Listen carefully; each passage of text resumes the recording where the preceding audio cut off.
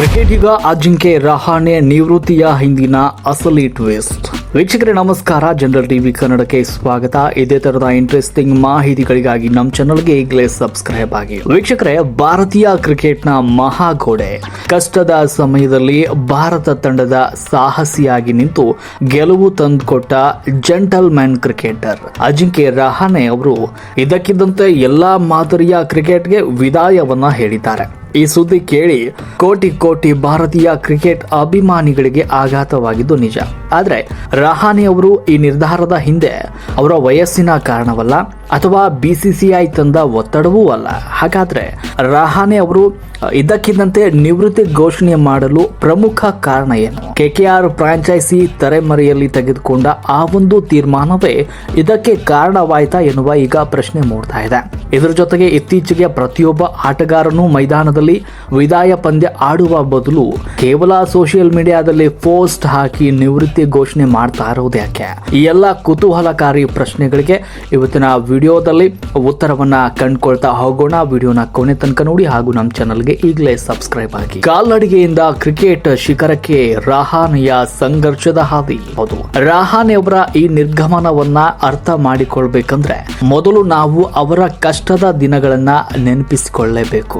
ರಹಾನೆಗೆ ವಿರಾಟ್ ಕೊಹ್ಲಿ, ರೋಹಿತ್ ಶರ್ಮಾ ಅಥವಾ ಮಹೇಂದ್ರ ಸಿಂಗ್ ಧೋನಿಯಂತೆ ಸಾಲು ಅವಕಾಶಗಳು ಸಿಗಲಿಲ್ಲ.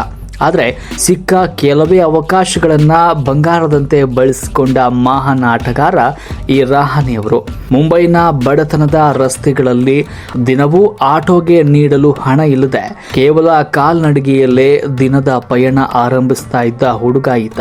ಆತನ ತಾಯಿ ತನ್ನ ಮಗನ 8 ಕಿಲೋಮೀಟರ್ ದೂರದ ಕ್ರಿಕೆಟ್ ಕಿಟ್ ಬ್ಯಾಗ್ ಅನ್ನ ಹೊತ್ಕೊಂಡು ಮಗನ ಜೊತೆ ನಡೀತಾ ಇದ್ರು. ತಾಯಿಯ ಆ ಬೆವರು, ಕುಟುಂಬದ ಶ್ರಮ ಮತ್ತು ರಹಾನೆಯವರ ಶಿಸ್ತು ಅವರನ್ನ ಭಾರತೀಯ ಕ್ರಿಕೆಟ್ನ ಅತ್ಯಂತ ನಂಬಿಕಸ್ಥ ಬ್ಯಾಟ್ಸ್ಮನ್ ಆಗಿ ರೂಪಿಸಿತು. ಕೆಕೆಆರ್ ಮಾಸ್ಟರ್ ಪ್ಲಾನ್ ಹಾಗೂ ರಹಾನೆಯವರ ನಿರ್ಧಾರ. ಹಾಗಾದ್ರೆ ರಹಾನೆ ಅವರ ನಿವೃತ್ತಿಯ ಹಿಂದಿನ ಅಸಲಿ ಟ್ವಿಸ್ಟ್ ಆದ್ರೂ ಏನು? ಮೂಲಗಳ ಪ್ರಕಾರ ಕೋಲ್ಕತಾ ನೈಟ್ ರೈಡರ್ಸ್ ಮ್ಯಾನೇಜ್ಮೆಂಟ್ ತೆಗೆದುಕೊಂಡ ನಿರ್ಧಾರವೇ ರಹಾನೆ ಅವರ ಈ ಹಠಾತ್ ನಿರ್ಧಾರಕ್ಕೆ ಮುಖ್ಯ ಕಾರಣ ಎನ್ನಲಾಗ್ತಾ ಇದೆ. ಕಳೆದ ಆವೃತ್ತಿಯಲ್ಲಿ ಕೆಕೆಆರ್ ತಂಡವನ್ನ ನಾಯಕನಾಗಿ ಮುನ್ನಡೆಸಿದ್ದ ರಹಾನೆ ಅವರನ್ನ ಮುಂಬರುವ ಐಪಿಎಲ್ ಸೀಸನ್ ನಲ್ಲಿ ನಾಯಕನಾಗಿ ಮುಂದುವರಿಸಲು ಅಥವಾ ತಂಡದಲ್ಲಿ ಉಳಿಸಿಕೊಳ್ಳುವುದಕ್ಕೆ ಕೆಕೆಆರ್ ಆಡಳಿತ ಮಂಡಳಿ ಆಸಕ್ತಿ ಹೊಂದಿರಲಿಲ್ಲ ಎನ್ನಲಾಗಿದೆ. ಕೆಕೆಆರ್ ಫ್ರಾಂಚೈಸಿ ಈಗ ಯುವ ಮತ್ತು ಆಕ್ರಮಣಕಾರಿ ಆಟಗಾರರತ್ತ ಗಮನ ಹರಿಸ್ತಾ ಇದ್ದು ಬೇರೆ ತಂಡದ ಪ್ರಮುಖ ಆಟಗಾರರೊಬ್ಬರನ್ನ ಟ್ರೇಡ್ ಮಾಡಿಕೊಳ್ಳಲು ತೆರೆಮರೆಯಲ್ಲಿ ಮಾತುಕತೆ ನಡೆಸ್ತಾ ಇದೆ. ಅಲ್ಲದೆ ಮುಂಬರುವ ಸೀಸನ್ಗೆ ಆ ಹೊಸ ಆಟಗಾರನಿಗೆ ನಾಯಕತ್ವದ ಪಟ್ಟ ಕಟ್ಟಲು ಯೋಜನೆ ರೂಪಿಸಿದೆ ಎನ್ನಲಾಗಿದೆ. ಈ ಬದಲಾವಣೆಯ ಸುದ್ದಿ ರಹಾನೆ ಅವರಿಗೆ ತಲುಪಿತ್ತು. 38ರ ಹರೆಯದ ರಹಾನೆ ಅವರು ಭಾರತೀಯ ಟೆಸ್ಟ್ ತಂಡದಿಂದ 2023ರ ಜುಲೈನಿಂದಲೇ ಹೊರಗುಳಿತಿದ್ರು. ಮುಂಬರುವ ಐಪಿಎಲ್ ಹರಾಜಿನಲ್ಲಿ ಫ್ರಾಂಚೈಸಿಗಳಿಂದ ಕಡೆಗಣನೆಗೆ ಒಳಗಾಗುವುದು ಅಥವಾ ಅನ್ಸೋಲ್ಡ್ ಆಗಿ ಉಳಿಯೋದಕ್ಕಿಂತ ಗೌರವಯುತವಾಗಿ ತಾವೇ ಸ್ವತಃ ವಿದಾಯ ಹೇಳುವುದು ಸೂಕ್ತ ಅಂತ ಭಾವಿಸಿದ್ರು. ಕೊನೆಯ ಪಂದ್ಯ ಆಡಿ ನಿವೃತ್ತಿಯಾಗಲು ಬಿಸಿಸಿಐ ಅವಕಾಶ ಕೊಡ್ತಿಲ್ಲ ಯಾಕೆ? ಈಗ ನಿಮ್ಮ ಮನಸ್ಸಿನಲ್ಲಿ ಒಂದು ಪ್ರಶ್ನೆ ಮೂಡಬಹುದು. ಮೊದಲು ಸಚಿನ್, ಗಂಗೂಲಿ, ದ್ರಾವಿಡ್ ಅವರಂತೆ ಮೈದಾನದಲ್ಲೇ ನಿವೃತ್ತಿ ಪಂದ್ಯ ಆಡಿ ವಿದಾಯ ಹೇಳಲು ಬಿಸಿಸಿಐ ಈಗ ಅವಕಾಶ ನೀಡ್ತಾ ಇಲ್ವೇ? ಪ್ರತಿಯೊಬ್ಬರು ಸೋಷಿಯಲ್ ಮೀಡಿಯಾದಲ್ಲಿ ಪೋಸ್ಟ್ ಹಾಕಿ ನಿವೃತ್ತಿ ಘೋಷಣೆ ಮಾಡ್ತಾ ಇರೋದು ಯಾಕೆ?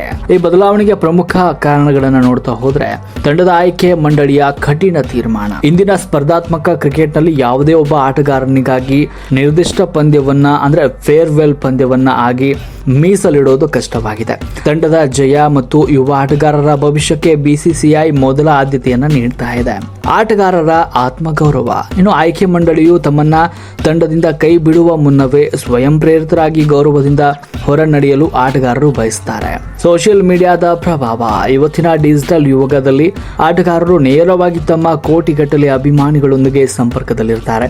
ಮಾಧ್ಯಮ ಸಮ್ಮೇಳನ ಅಥವಾ ಮೈದಾನದ ಪ್ರಕಟಣೆಗಿಂತ ತಮ್ಮದೇ ಸಾಮಾಜಿಕ ಜಾಲತಾಣಗಳಲ್ಲಿ ತಮ್ಮ ಭಾವನೆಗಳನ್ನು ಹಂಚಿಕೊಳ್ಳುವುದು ಅವರಿಗೆ ಸುಲಭ ಮತ್ತು ಪರಿಣಾಮಕಾರಿ ಅನಿಸುತ್ತೆ. ಸೊ ಆಟೋಗೆ ದುಡ್ಡಿಲ್ಲದ ಕಾಲ್ನಡಿಗೆಯಲ್ಲೇ ದಿನದ ಪಯಣ ಶುರು ಮಾಡಿದ್ದ ಹುಡುಗ ಭಾರತೀಯ ಕ್ರಿಕೆಟ್ನ ಮಹಾಗೋಡೆಯಾಗಿ ಕೋಟ್ಯಾಂತರ ಅಭಿಮಾನಿಗಳ ಹೃದಯ ಗೆದ್ದಿದ್ದು ನಿಜಕ್ಕೂ ಕೂಡ ಒಂದು ಪವಾಡ. ಕೆಕೆಆರ್ ಅಥವಾ ಐಪಿಎಲ್ ಹರಾಜಿನ ಕಡೆಗಣಿಕೆಗೆ ಕಾಯ್ದೆ ತಾನು ಸಂಪಾದಿಸಿದ ಅಪಾರ ಗೌರವಕ್ಕೆ ಧಕ್ಕೆ ಬಾರದಂತೆ ನಿರ್ಗಮಿಸಿತು. ರಹಾನೆ ಅವರಂತಹ ಜೆಂಟಲ್ಮನ್ ಆಟಗಾರರ ವ್ಯಕ್ತಿತ್ವ ಸೂಕ್ತವಾಗಿದೆ. ನಿಮ್ಮ ಪ್ರಕಾರ ಜಿಂಕೆ ರಹಾನೆ ಅವರಿಗೆ ಬಿಸಿಸಿಐ ಒಂದು ಅಧಿಕೃತ ಫೇರ್ವೆಲ್ ಪಂದ್ಯ ನೀಡಿ ಗೌರವಿಸಬೇಕಿತ್ತೆ? ನಿಮ್ಮ ಅನಿಸಿಕೆಗಳನ್ನ ಕಮೆಂಟ್ ನಲ್ಲಿ ತಿಳಿಸಿ. ವಿಡಿಯೋ ಇಷ್ಟವಾಗಿದ್ರೆ ಲೈಕ್ ಮಾಡಿ, ಶೇರ್ ಮಾಡಿ ಮತ್ತು ನಮ್ಮ ಚಾನಲ್ಗೆ ಸಬ್ಸ್ಕ್ರೈಬ್ ಆಗೋದಕ್ಕೆ ಮರಿಬೇಡಿ.